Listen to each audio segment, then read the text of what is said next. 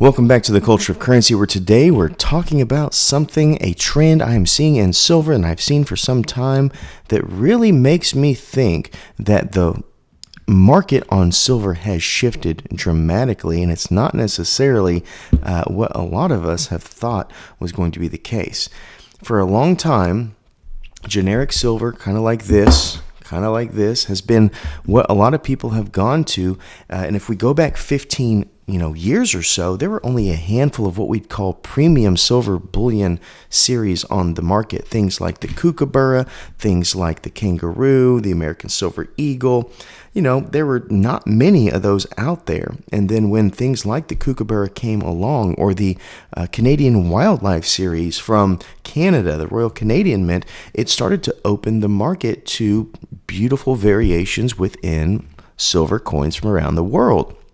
As you see right here, I have just a handful of my collection. Every single piece in my collection is a one of one. I don't have two of almost anything. There might be one or two, but this is like a third of one case, and I've got cases and cases full of world silver bullion, which shows you that in the past couple of years, there's been a huge rush to diversify the artwork and the mintage and all of these different things that we've been seeing within silver bullion.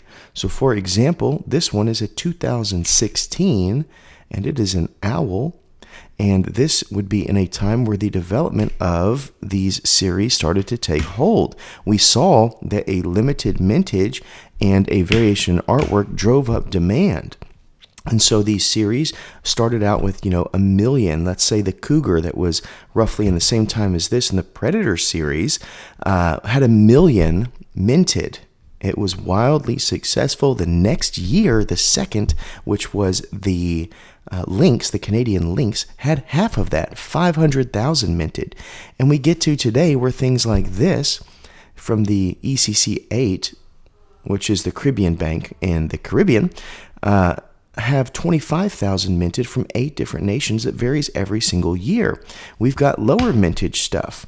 We've got stuff minted in the 5,000s that are happening consistently. This, for example, is the British Antarctic Territory. No one would have thought 20 years ago, 10 years ago, that this would even have been an area of the world that created a coin. But we have stuff all over the place, which begs the question, why? If this stuff cost more money to make and throw out on the market than they were bringing back, both the nations, the sellers like APMEX, all these others, then why would they do it? It obviously shows you that the demand is being met, and that the markets, the buyers, I should say, of silver bullion have shifted away from people who just stack to try to preserve their wealth to those where there might be a ratio in their buying that appreciates the history, the culture, the nature, the artwork, all of those types of things that we see in various types of bullion coins today. This is the Philharmonic. It was one of those world standards back when there was only a handful of series. The Austrian Mint puts out, and has put out for the past 10-ish years, a plethora of beautiful coins on top of this, and those tend to sell like crazy. Australia, Perth, look at the amount of things that they put out. The Lunar Series, all kinds of cool stuff that they are known for putting out. The Kangaroo, the Koala, the Kookaburra, so many cool things. The Emu, the Brumby, there's just a plethora out there. Here's one from Fiji, for example.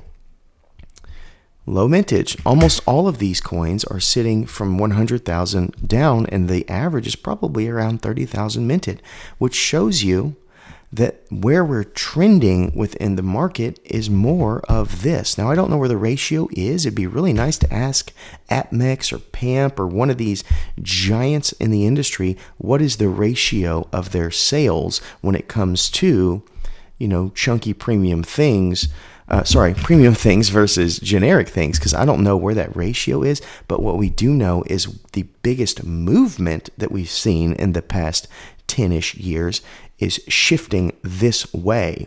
Look at the nation of Niue, who sits there and puts out amazing stuff like Pac-Man and Lord of the Rings and all of these fringe pop series that we've seen, or the historic stuff coming out of some of the European mints, or maybe the Pressburg mints, some of the private mints around the world that are doing amazing low mintage coins for buyers.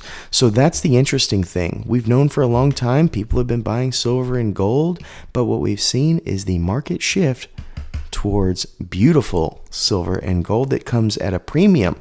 And maybe it's the idea that some people are okay with some Velcro shoes from Walmart and some people like to walk around in Nikes. I don't know if that's part of it. Being backed by a government might be part of it. But the premium stuff is where the market has shifted.